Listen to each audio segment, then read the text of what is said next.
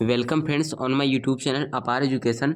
So friends, आज की इस वीडियो में हम लोग देखने वाले हैं क्लास 9th मैथमेटिक्स के प्रश्नावली 1.1 को। ठीक है, हमारा पहला चैप्टर क्या है, संख्या पद्धति है। उसमें का पहला प्रश्नावली 1.1 है। उसमें क्वेश्चन नंबर 1, 2, 3 और 4 अर्थात पूरी प्रश्नावली को एक ही इस वीडियो में हम लोग डिटेल में कवर करने वाले हैं। ठीक है, तो आइए बिना देरी के वीडियो को स्टार्ट करते हैं। एंड आपको वीडियो पसंद आएगी तो वीडियो को एक लाइक कर देंगे एंड एक प्यारा सा कमेंट भी छोड़ देंगे। ठीक है, तो पहला क्वेश्चन यहाँ पर हमारा क्या है, क्वेश्चन हमारा है कि क्या शून्य एक परिमेय संख्या है, क्या इसे आप पी अपान क्यू के रूप में लिख सकते हैं, जहाँ पी और क्यू क्या है, कोई पूर्णांक है और क्यू क्या है, नॉट इक्वल जीरो है। यानी कि क्यू हमें क्या होगा, क्यू कभी जीरो नहीं होगा, यानी कि हर में कभी जीरो हमारा नहीं आने वाला है। तो पहला क्वेश्चन हमें आ रहा यह है, हम इसे क्या करते हैं, यहाँ पर सॉल्व करते हैं। हमें पूछ रहा है कि क्या शून्य एक परिमेय संख्या है। ठीक, उसके बाद हमें क्या करना है, इसे पी अपान क्यू के रूप में लिखना है। एंड आफ्टर दैट हमें क्या बताना है कि क्या जहाँ पी और क्यू क्या है, पूर्णांक है और क्यू नॉट इक्वल जीरो है। ठीक, तो हम प्रश्नावली 1 लेके क्वेश्चन नंबर 1 को यहाँ पर हम सॉल्व करते हैं। ठीक है, तरह हमसे पूछा था हमारा क्या है, यहाँ पर प्रश्नावली 1.1 यहाँ पर हम लोग लिख लेते हैं प्रश्नावली 1.1। ठीक है, क्या है प्रश्नावली 1.1 है हमारा, प्रश्नावली 1.1 है। यहाँ पर क्वेश्चन नंबर 1 हम लोग सॉल्व करने वाले हैं। ठीक है, तो क्वेश्चन नंबर 1 में हमारा क्या है, बोल रहा है कि क्या शून्य एक परिमेय संख्या है। ठीक, तो हम लिखेंगे शून्य एक परिमेय संख्या है। लिखते हैं शून्य एक परिमेय संख्या है। ठीक है, शून्य एक परिमेय संख्या है और परिमेय संख्या कैसे है, क्यों है, मैं आपको ये भी कारण से बताने वाला हूँ। ठीक है, एंड सेकंड में बोल रहा है क्या हम शून्य को पी अपान क्यू के रूप में लिख सकते हैं या फिर नहीं लिख सकते। ठीक है, मैं आपको क्वेश्चन फिर से दिखा देता हूँ। यहाँ बोल रहा है कि क्या इसे आप पी अपान क्यू के रूप में लिख सकते हैं। ठीक, तो मैं आपको बताता हूँ कि क्या हम इसे पी अपान क्यू के रूप में लिख सकते हैं, जहाँ पी और क्यू क्या है, कोई पूर्णांक है। ठीक है, तो यहाँ पर हम 0/1 लिखें, 0/1 लिखें या फिर 0/2 लिखें या फिर 0/3 लिखें। जहाँ पर 0 क्या है, पी है अपना, 3 क्या है, क्यू है। यानी कि इसे हम क्या लिख रहे हैं, पी अपान क्यू के रूप में लिख सकते हैं। ठीक है, पी अपान क्यू के रूप में लिख सकते हैं, जहाँ पर 0 हमारा कौन सी संख्या होती है, 0 कौन सी संख्या होती है, 0 हमारा क्या होता है, पूर्णांक होता है। और 3 क्या है, 3 भी हमारा पूर्णांक है। 2 क्या है, 2 भी क्या है, पूर्णांक है, धन पूर्णांक है। ठीक है, 1 क्या है, 1 भी हमारा पूर्णांक है और 0 भी यहाँ पर हमारा पूर्णांक है। तो लिखेंगे यहाँ पर जहाँ पी व क्यू दोनों पूर्णांक हैं। ठीक है, जहाँ पी और व क्यू दोनों पूर्णांक हैं, जहाँ पी व क्यू दोनों पूर्णांक है और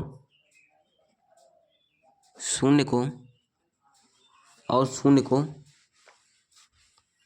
पी अपान क्यू के रूप में लिख सकते हैं। ठीक है, शून्य को पी बटा क्यू के रूप में लिख सकते हैं। ठीक है,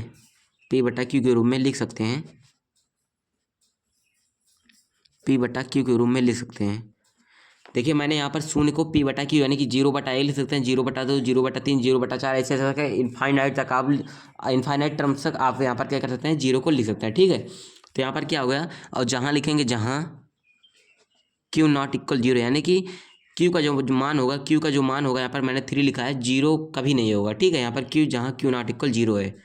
ठीक है, तो यहाँ पर हमारा पहले क्वेश्चन का सॉल्यूशन हो गया कि 0 एक परिमेय संख्या होता है। ठीक है, 0 एक परिमेय संख्या होता है। ठीक, और जहाँ पी व क्यू क्या है, दोनों पूर्णांक है और पी बटा इसे हम क्या कर सकते हैं, पी बटा क्यू के रूप में इसे हम लिख सकते हैं। और क्यू क्या होता है कि 0 के बराबर हमारा क्या होता है कि कभी होता नहीं है। अगर 0 हो जाएगा तो यहाँ पर इसका जो हमारा मान आता है वो क्या आता है, इनफाइनाइट आ जाता है। ठीक है, इसीलिए हम क्या लिखेंगे कि 0 क्या होगा कि 0 एक परिमेय संख्या होगा। ठीक, तो यहाँ पर हमारा पहला क्वेश्चन सॉल्व हो गया।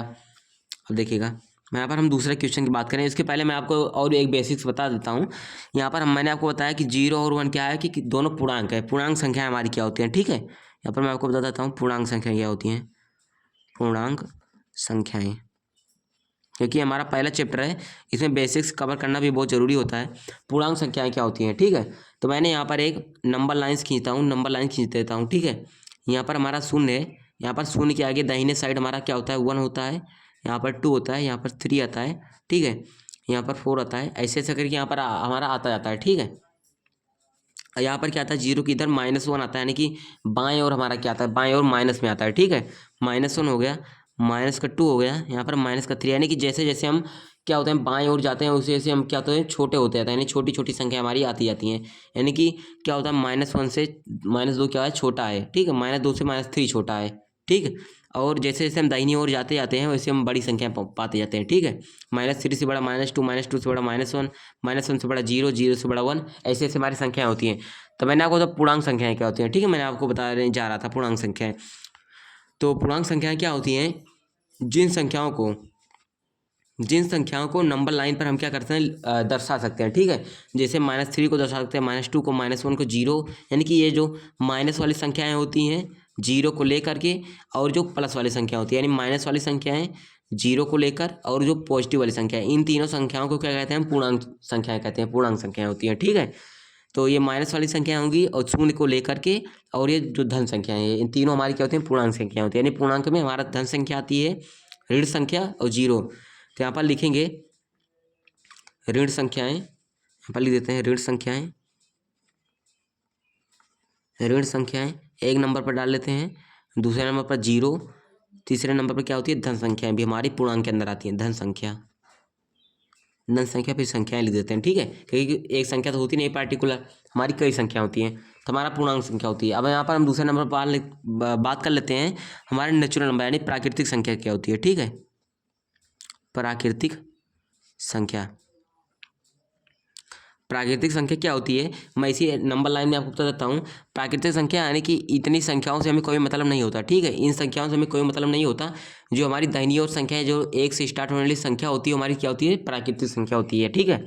1 2 3 4 5 6 7 8, शून्य को छोड़ करके, शून्य माइनस की संख्या को छोड़ करके बची हुई बाकी संख्याएं, ठीक है, हमारी क्या आती हैं, प्राकृतिक संख्याओं के अंतर्गत आती हैं। 1 आता है, 2 आता है, 3 आता है, ऐसे ऐसे करके इनफाइनाइट टर्म तक आता है, ठीक है, हमारी प्राकृतिक संख्या होगी। इसके बाद हम होल नंबर यानी कि पूर्ण संख्या के बारे में बात कर लेते हैं। पूर्ण संख्या में क्या करते हैं, हमारा छोटा सा इस प्राकृतिक संख्या में एक काम करना होता है कि हम 1 2 3 4 तो लिखते हैं प्राकृतिक संख्या में, बस केवल आगे हम शून्य लगा देते हैं तो हमारी क्या आती है, पूर्ण संख्या आ जाती है, यानी कि होल नंबर्स। 0 आ जाता है, 1 आ जाता है, यानी कि इनमें क्या होता है, 0 को लेकर के संपूर्ण धन संख्या है, इन 0 को लेकर के पूरा धन संख्या, ठीक है, हमारा होल नंबर से यानी पूर्ण संख्या में आते हैं। 0 आ जाता है और बाकी का नेचुरल नंबर 1 2 3 4, ठीक है, ये हमारा क्या आता है, पूर्ण संख्या होती है। अब तीसरे हमारा 3 हो गया, पूर्णांक हो गया, प्राकृतिक संख्या होगी, पूर्ण संख्या हो गई। इसके बाद हम क्या करते हैं, यहाँ पर हमारा P/Q यानी परिमेय संख्या के बारे में बात कर लेते हैं। परिमेय संख्या क्या होती है, ठीक है। परिमेय संख्या मैंने आपको बताया जो P/Q के रूप में होती है, ठीक है। P/Q, P का मान हम मान लीजिए, अगर P/Q के रूप में फिर से ले देता हूँ, P का मान मान लीजिए अगर 1 रख दें, Q का मान 2 रख लें, तो 1/2 क्या हो गया हमारा, क्या हो गया, ये प्राकृतिक संख्या हो गई, सॉरी प्राकृतिक परिमेय संख्या हो गई, ठीक है। जिन संख्या को हम P/Q के रूप में लिख सकते हैं वो हमारी क्या होती है, परिमेय संख्या होती हैं, ठीक। तो हमारा हो जाता है परिमेय संख्या। थर्ड नंबर की बात करते हैं, और परिमेय संख्या में जो हमारा हर होता है यानी कि जो Q होता है कभी 0 के बराबर नहीं होता, ठीक है। ये और क्या, एक चीज़ और होता है, जब इसका HCF निकालते हैं या फिर LCM निकालते हैं, HCF या फिर LCM निकालते हैं तो इनका जो मान आता है हमारा 1 आता है, ठीक है। HCF LCM नहीं, यहाँ पर हमारा जो HCF आता है उसका मान जो होता है हायर कॉमन फैक्टर, उसका मान हमारा 1 आता है। तो हमारी क्या होती है, परिमेय संख्याएं होती हैं, ठीक है। इसके बाद हम अपरिमेय संख्याओं की बात कर लेते हैं। अपरिमेय संख्या क्या होती है, जो संख्या रूट के अंदर होती हैं, जैसे मान के चलिए √5 हो गया, √3 हो गया, √7 हो गया, ये संख्याएं जो रूट के अंदर होती हैं उन संख्याओं को हम अपरिमेय संख्या बोलते हैं, ठीक है। ये आपको क्लास 10th में मिलेगा कि सिद्ध कीजिए कि √5 एक अपरिमेय संख्या है, ठीक है। √3 एक अपरिमेय संख्या है, सिद्ध करो। √7 एक अपरिमेय संख्या है, सिद्ध कीजिए। ये हमारे क्लास 10th के में आ जाएगा, पहले चैप्टर में आ जाएगा, ठीक है। एक्सरसाइज 1.3 का क्वेश्चन हमारे आते हैं जिनमें हमें सिद्ध करना होता है कि सिद्ध करो कि ये संख्या अपरिमेय संख्या है, ठीक है। तो ये हमारी क्या है, ये पूर्णांक संख्या, प्राकृतिक, पूर्ण, परिमेय, अपरिमेय, इन जो 5 संख्याएं हैं इनके बारे में आपको लोगों को जानना बहुत जरूरी है, ठीक है। और एक आता है हमारा रियल नंबर, ठीक है, जो इसे हम बोलते हैं वास्तविक संख्या, इसे भी आप लोग जान लीजिए। वास्तविक संख्या में क्या होता है हमारा, वास्तविक संख्या में पूर्ण संख्या, प्राकृतिक संख्या, पूर्ण संख्या, ठीक है, पूर्णांक, प्राकृतिक, पूर्ण, परिमेय, अपरिमेय, यानी कि 5 संख्या हमारी क्या होती है, वास्तविक संख्या में आती हैं, ठीक है। यानी कि ऋण संख्या, 0 धन संख्या, प्राकृतिक, पूर्ण, परिमेय, अपरिमेय, ये 5 संख्या हमारी वास्तविक संख्या के अंतर्गत आती हैं। अगर आपसे बोले कोई वास्तविक संख्या क्या होती है तो आप लोग यहाँ पर सिंपली बता सकते हैं वास्तविक संख्या वह संख्या होती है जिनके अंतर्गत पूर्णांक संख्या, प्राकृतिक संख्या, पूर्ण संख्या, परिमेय संख्या तथा अपरिमेय संख्याएं आती है, वो हमारी क्या होती है, वास्तविक संख्या कहलाती है। ठीक है, इतना हो गया हमारा वास्तविक संख्या के बारे में। इसके बाद हम क्या करते हैं, यहाँ पर हम नेक्स्ट क्वेश्चन की बात कर लेते हैं। हमारा नेक्स्ट क्वेश्चन नंबर 2 की बात करते हैं। ठीक है, क्वेश्चन नंबर 2 की बात करें तो यहाँ पर अपना क्वेश्चन नंबर 2 क्या है कि हमको क्या करना है कि 5 परिमेय संख्याएं निकालनी है। यहाँ पर मैं आपको दिखा देता हूँ। यहाँ पर क्वेश्चन नंबर दे रखा है कि दूसरा नंबर है कि 3 और 4 के बीच 6 परिमेय संख्याएं याद कीजिए। ठीक है, तो 6 परिमेय संख्या कैसे निकालना है 3 और 4 के बीच में, आपको बताने वाला हूँ। ठीक है, 3 और 4 के बीच में पहले यहाँ पर हम 3 लिख लेते हैं और यहाँ पर हम 4 लिख लेते हैं। ठीक है, 3 और 4 हो गया। ठीक, इनके बीच में क्या करना है, 6 परिमेय संख्या निकालना है। तो सबसे पहले क्या करेंगे, 6 परिमेय संख्या निकालना है। इन दोनों के बीच में जो संख्या आएगी उसे हम इस बीच में लिख लेंगे। ठीक है, अब देखिएगा 3 और 4 के बीच, तो हम क्या करेंगे 3 और 4 को ऐड करेंगे और 2 से हम भाग लगाएंगे। तो यहाँ पर करते हैं, पहली संख्या प्राप्त करने के लिए इन दो संख्याओं को जोड़ेंगे और 2 से भाग लगाते हैं। तो यहाँ पर 3, यहाँ पर लिखेंगे पहली प्राकृतिक संख्या, क्या हो जाएगी, सॉरी पहली परिमेय संख्या। ठीक है, और परिमेय संख्या जो आएगी वो P/Q के रूप में होगी, पहली परिमेय संख्या। तो पहली परिमेय संख्या निकालेंगे, उसके लिए हम क्या करते हैं 3 4 को जोड़ते हैं। 3 और 4 को हमने जोड़ा और किससे 2 से भाग लगाते हैं। 3 4 हमारा 7 होगा, 7/2 आ जाएगा। ठीक है, 7/2 क्या है, P/Q के रूप में है। ठीक है, तो हमारा परिमेय संख्या हो गया। तो पहली संख्या हमारी आई 7/2, पहली संख्या हो गई। अब हम दूसरी संख्या की बात करते हैं यहाँ पर। ठीक है, तो यहाँ पर हम लिखते हैं दूसरी परिमेय संख्या, दूसरी परिमेय संख्या। देखिए, दूसरी परिमेय संख्या निकालने के लिए हम क्या करते हैं, पहला तो संख्या हम इन दोनों संख्याओं के बीच में हमारा 7/2 है पहली परिमेय संख्या। आप क्या करते हैं 3 और 7/2 के बीच में क्या करते हैं, परिमेय संख्या निकालते हैं। ठीक है, परिमेय संख्या के अगर दो संख्याओं के बीच में कोई भी पूछे, 5 परिमेय संख्या, 6 परिमेय संख्या, 1 परिमेय संख्या, 2 परिमेय संख्या। ठीक है, क्योंकि क्या होता है दो संख्याओं के बीच में अनंत परिमेय संख्याएं होती हैं। ठीक है, तो हमसे केवल 6 ही पूछा है, तो हम क्या करते हैं 3 और 7/2 के बीच में हम दूसरी परिमेय संख्या निकालेंगे। उसके बाद 7/2 और 4 के बीच में हम तीसरी परिमेय संख्या निकालेंगे। ठीक है, तो इन दोनों के बीच में निकालेंगे तो इनको दोनों को ऐड करेंगे, 2 से भाग लगाएंगे। ठीक है, यहाँ पर 3 प्लस के 7/2 प्लस के हम 2 से भाग डिवाइड करेंगे 2 से। ठीक है, कितना आएगा यहाँ पर तिर्यक गुणा करेंगे तो ऐसे ऐसे हमारा गुणा हो जाएगा। ठीक है, 3 दूना 6 हो जाएगा, प्लस के 7 एकम 7 और बटे में 2 एकम 2 हो जाता है। ठीक है, और बटे 2 ऑलरेडी है, तो यहाँ पर हमारा 7 6 13 हो जाता है। ठीक है, 13 और बटे 2 है, ये हमारा बटे 2 है, तो इसका बटे 1 करेंगे तो 1 हमारा ऊपर चला जाएगा, इसका इसमें मल्टीप्लाई हो जाएगा। ठीक है, तो यहाँ पर 1 हमारा ऊपर हो गया, बटे इस 2 का आपस में मल्टीप्लाई हो जाएगा 2 जगह, यानी कि 13 बटा कितना आया, 13/4 आया। यानी कि दूसरी परिमेय संख्या हमारा कितना है, 13/4 आया। ये हमारी क्या है, दूसरी परिमेय संख्या है। ठीक, अब हम तीसरी परिमेय संख्या क्या प्रभाव करते हैं, तीसरे नंबर निकालने के लिए हम क्या करेंगे, यहाँ पर 7/2 प्लस के 4 को हम क्या करेंगे, ऐड करेंगे। उसके बाद 2 से हम भाग लगाएंगे, 7/2 करते हैं प्लस 4/2 करते हैं। ठीक है, देखिएगा यहाँ पर तिर्यक गुणा करेंगे ऐसे जैसे मैंने यहाँ पर किया था, तो 7 एकम 7 हो गया, प्लस लगा लेते हैं, 4 दूना 8 हो गया, बटे 2 एकम 2 हो जाता है। ठीक है, फिर उसके बाद यहाँ पर 2 है तो यहाँ पर बटे में 2 कर लिया। ठीक, देखिएगा 8 7 15 होता है हमारा। ठीक है, 8 7 कितना होता है, 8 2 10 और 5 15 होता है। ठीक है, 15 हो गया, बटे में 2 है।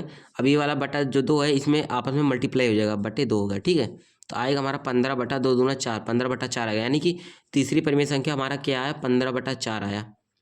अब देखिएगा 3 परिमेय संख्या आ गई। इसके बाद आपको क्या करना है कि इस संख्या और इस संख्या यानी कि 3 और 13/4 के बीच में एक परिमेय संख्या निकाल लेना है। ठीक है, और उसके बाद 13/4 और 7/2 के बीच में एक परिमेय संख्या निकाल लेना है। उसके बाद 7/2 15/4 के बीच में निकाल लेना है।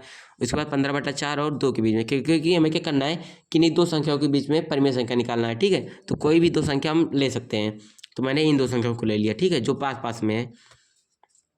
इस बार हम क्या करते हैं, यहाँ पर 3 और 13/4 के बीच में निकाल लेते हैं। यहाँ पर करेंगे चौथी परिमेय संख्या के लिए क्या करेंगे, 3 प्लस के 13/4 करते हैं। ठीक है, और बटे में 2 से भाग लगेंगे, क्योंकि क्या करना होता है कि दोनों संख्याओं को जोड़ो और 2 से भाग लगा दो, तो हमारी नेक्स्ट वाली परिमेय संख्या निकल जाती है। यहाँ पर हम भाग लगेंगे, यहाँ पर क्या करते हैं तिर्यक गुणा अलग कर लेते हैं, 4 3 12 हो जाएगा हमारा। ठीक है, 12 प्लस के 13 कम 13 बटे में 4 हो जाएगा। ठीक है, और पूरा का बटा हमारा 2 हो जाएगा। यहाँ पर तो 12 13 कितना होगा, 25 हो जाएगा, क्योंकि 3 2 5 और एक एक 2, 25 हो गया। ठीक है, 25 बटे में 4 है और ये वाला 2 आपस में मल्टीप्लाई होगा 4 और 2 का, तो यहाँ पर 2 होगा। तो 25 बटा कितना है 8 आया, यानी कि हमारी चौथी परिमेय संख्या 25 बटा 8 निकली। ठीक है, इसी प्रकार आप पाँचवीं निकालेंगे तो पाँचवीं कर सकते हैं आप लोग 15 बटे 4 और 4 के बीच में निकाल सकते हैं। छठवीं निकालने के लिए 7 बटा 2 15 बटे 4 के बीच में निकाल सकते हैं। ठीक है, तो ऐसे आपको पाँचवीं छठवीं भी निकाल लेनी है। मैंने आपको 4 निकाल कर दिखा दिया। आप लोग कोई भी, जैसे यहाँ पर हम लोगों ने चौथी तो निकाल ली इन दोनों के बीच में, पाँचवीं इन दोनों के बीच में निकाल सकते हैं, या फिर पाँचवीं इन दोनों के बीच में, या फिर इन दोनों के बीच में। छठवीं भी किसी एक में से आप पाँचवीं निकाल लेंगे तो 2 बचेगा, तो 2 में से किसी आप इसमें से भी निकाल सकते हैं, इसमें से भी निकाल सकते हैं। ठीक है, तो आप 2 संख्याएं आप लोग यहाँ पर आप लोगों के लिए HW होमवर्क है। ठीक है, अब हम क्वेश्चन नंबर 3 की बात करते हैं, क्योंकि हमें केवल बोला था कि 6 परिमेय संख्या निकालिए। ठीक है, हमारे तीसरा नंबर क्वेश्चन हमारा क्या है, तीसरा नंबर क्वेश्चन है कि हमारा 3 बटा 5 और 4 बटे 5 के बीच 5 परिमेय संख्या निकालना है। सेम उसी प्रकार का क्वेश्चन है डिक्टू। ठीक है, तो यहाँ पर हम क्वेश्चन नंबर 3 की बात करते हैं। क्वेश्चन नंबर 3 यहाँ पर हम सॉल्व करते हैं। ठीक है, यहाँ पर मैं आपको दिखाता हूँ, सॉल्व करता हूँ। हमको क्या करना है, यहाँ पर 3 बटा 5 और 4 बटे 5 के बीच निकालना है। तो हमारे इसको सॉल्यूशन करते हैं। क्वेश्चन नंबर हमारा कितना है, क्वेश्चन नंबर हमारा 3 है। ठीक है, 3 बटा 5 और किसके बीच करना है, 4 बटे 5 के बीच में। ठीक है, 4 बटे 5, इन दो संख्याओं के बीच में 5 परिमेय संख्या। ठीक है, ये हमारा अंश बटा यानी परिमेय संख्या है, इसलिए मैं थोड़ा प्रॉब्लम होगा कैलकुलेशन करने में। 5 परिमेय संख्या, पहले हम क्या करते हैं, 3 बटे 5 और 4 बटे 5 के बीच में कोई एक परिमेय संख्या निकाल लेते हैं। यहाँ पर जो आएगा इस बॉक्स में ले लेंगे। ठीक है, तो इसके लिए हमारा नियम क्या होता है, 3 बटे 5 4 बटे 5 को दोनों को जोड़ेंगे, 2 से भाग लगाएंगे। तो करते हैं पहले के लिए, पहले मैं ऐसे लिख देता हूँ, पहले के लिए 3 बटा 5 प्लस के 4 बटे 5 बटे 2 से भाग लगाएंगे। क्या आएगा, 5 3 15 हो जाएगा, 13 गुणा कर रहे हैं।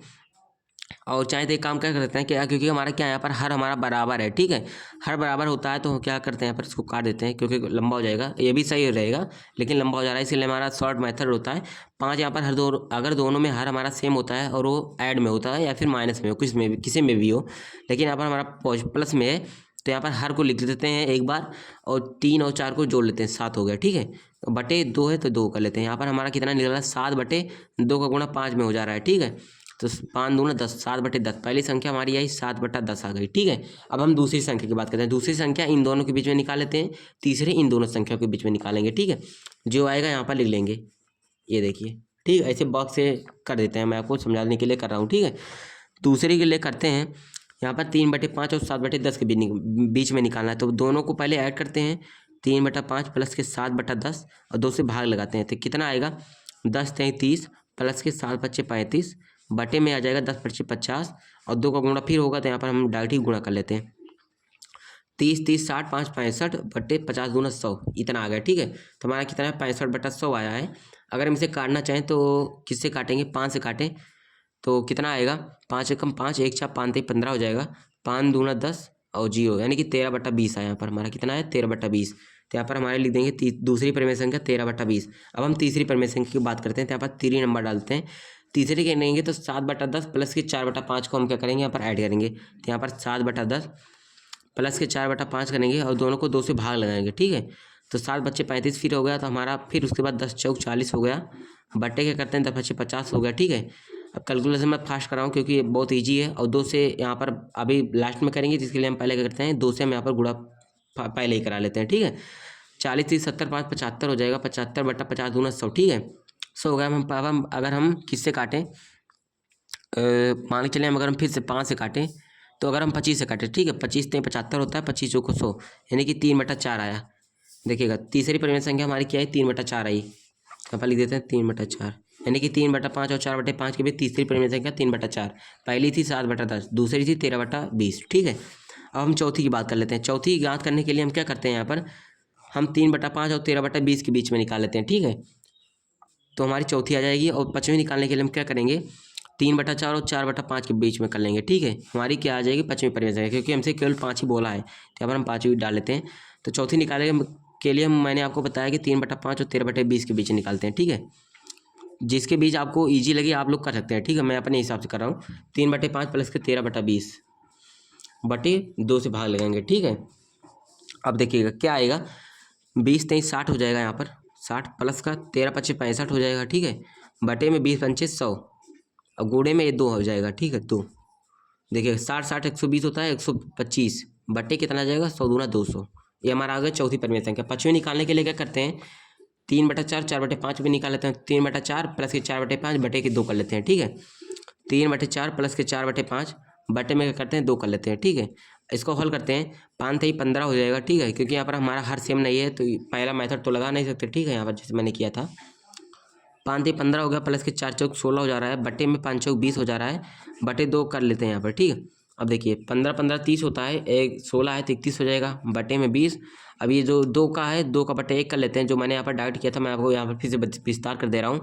तो यहाँ पर क्या हो जाएगा इसका गुणा इसमें होगा, इसका गुणा इसमें होगा। ठीक है तो यहाँ पर हमारा 1 का गुणा ऊपर में होगा तो 1 हो जाएगा, 2 का गुणा 20 में होगा तो 2 हो जा रहा है। ठीक है तो यहाँ पर हमारा हो गया 31 बटे 20 गुणा 40 हो गया। हमारी पाँचवीं परिमेय संख्या जो निकली हमारी कितने निकला 31/40 निकला। ठीक है ये हमारा कितना है वो पाँचवीं परिमेय संख्या। तो हमसे केवल कुल बोला था कि 5 परिमेय संख्या निकाले। ठीक है केवल 5 परिमेय संख्या हमको निकालना था तो हमारा हो गया। तीसरा नंबर क्वेश्चन भी हल हो गया। चौथा नंबर देखते हैं हमारा क्या है कि नीचे दिए गए कथन सत्य है या असत्य कारण के साथ अपने उत्तर दीजिए। ठीक है मैं आपको यहाँ पर इसी में समझा देता हूँ। पहला बोला है कि प्रत्येक प्राकृतिक संख्या एक पूर्ण संख्या होती है। प्रत्येक प्राकृतिक संख्या देखिए मैंने यहाँ पर क्या किया था ड्रॉ किया था आपको दिखाता हूँ। देखिए प्रत्येक बोल रहा था कि प्रत्येक प्राकृतिक संख्या एक पूर्ण संख्या होती है। देखिए प्राकृतिक संख्या में क्या होता है कि 1 2 3 4 आती है। ठीक है और पूर्ण संख्या में क्या होता है 0 आता है और 1 2 3 4 आता है। लेकिन जो प्राकृतिक संख्या में होता है केवल 1 से शुरू होता है और पूर्ण संख्या में 1 से देखिए यहाँ पर है, यानी कि जितनी भी प्राकृतिक संख्याएं होती हैं वो पूर्ण संख्या में आ जाती हैं। देखिए 1 2 3 4 5 6 7 8 आ जा रहा है और पूर्ण में भी 1 2 3 4 5 6 7 आ रहा है। ठीक है तो हमारा इसका मतलब क्या हुआ कि प्राकृत में भी ये आता है और पूर्ण में भी ये आता है, बस केवल 0 नहीं आता, प्राकृत में इतना डिफरेंस होता है। इसका मतलब क्या हुआ कि प्रत्येक प्राकृतिक संख्या एक पूर्ण संख्या होती है, क्योंकि जितनी संख्या हमारी प्राकृत में आती हैं उतनी यहाँ पर पूर्ण में भी आ जा रहे हैं 1 2 3 4 से। ठीक है तो पहला कथन हमारा क्या होगा करेक्ट होगा। दूसरा देखते हैं दूसरा हमारा क्या है कि प्रत्येक पूर्णांक एक पूर्ण संख्या होती है। प्रत्येक पूर्णांक में क्या होता है कि ऋण संख्याएं आती हैं, 0 आता है और धन संख्याएं आती हैं। ठीक है तो बोल रहा है कि प्रत्येक पूर्णांक एक पूर्ण संख्या होती है, तो प्रत्येक पूर्णांक और बोल रहा है कि पूर्ण संख्या होती है। ठीक है तो पूर्णांक में हमारा धन आता है और देखिए प्रत्येक पूर्णांक बोल रहा है कि एक पूर्ण संख्या होती है। तो पूर्णांक में हमारा क्या आता है कि -3 आता है, -2 आता है, -1 आता है और पूर्ण संख्या में क्या आता है 1 2 3 4 होता है। केवल पूर्णांक का केवल धन संख्या मिल रहा है इसमें पूर्ण संख्या में। ठीक है पूर्ण संख्या में केवल धन संख्या मिल रहा है और 0 भी मिल जा रहा है, लेकिन ऋण संख्या क्या है पूर्ण संख्या में नहीं आता। ये ऋण संख्या क्या है पूर्ण संख्या में नहीं आता, इसलिए क्या है प्रत्येक पूर्णांक संख्या पूर्ण संख्या नहीं होती। ये हमारा क्या हो जाएगा ऑप्शन हमारा क्या हो जाएगा गलत हो जाएगा। ठीक है क्योंकि अभी हमारा पूर्णांक में ऋण संख्या दे दिया जाए तो हम कैसे आप प्राप्त करोगे कि यह पूर्ण संख्या है। ठीक है क्योंकि पूर्ण संख्या में हमारा केवल पॉजिटिव नंबर आ जाता है और 0 आ जाता है। ठीक है बस इतना होता है कि हमारा क्या हो जाएगा ऑप्शन नंबर सेकंड क्या हो जाएगा रॉन्ग हो जाएगा। थर्ड नंबर है कि प्रत्येक परिमेय संख्या एक पूर्ण संख्या होती है। प्रत्येक परिमेय संख्या देखिए परिमेय संख्या क्या होती है कि जो P/Q के रूप में हो, परिमेय संख्या P/Q के रूप में हो, Q का वैल्यू 0 ना हो। बोला कि प्रत्येक परिमेय संख्या एक पूर्ण संख्या होती है। देखिए जो P/Q के रूप में होता है क्या पूर्ण संख्या में P/Q के रूप में आता है प्रत्येक परिमेय संख्या। ठीक है प्रत्येक परिमेय संख्या क्या होता है जो P/Q के रूप में हो और पूर्ण संख्या क्या होता है कि 0 1 2 3 4 आता है। तो ये हमारा क्या हो जाएगा ऑप्शन गलत हो जाएगा, क्योंकि परिमेय में P/Q के रूप में होता है और पूर्ण में P/Q के रूप में नहीं होता, केवल सिंगल डिजिट होता है। ठीक है 0 1 2 3 4 है तो हमारा क्या हो जाएगा ये ऑप्शन जो होगा ये थर्ड वाला ये भी क्या हो जाएगा रॉन्ग हो जाएगा। ठीक है तो हमारा प्रश्न वाला ये धर्मल यहीं पर समाप्त होता है। तो इसी प्रकार फ्रेंड्स आपको इस क्वेश्चन को सॉल्व करना है।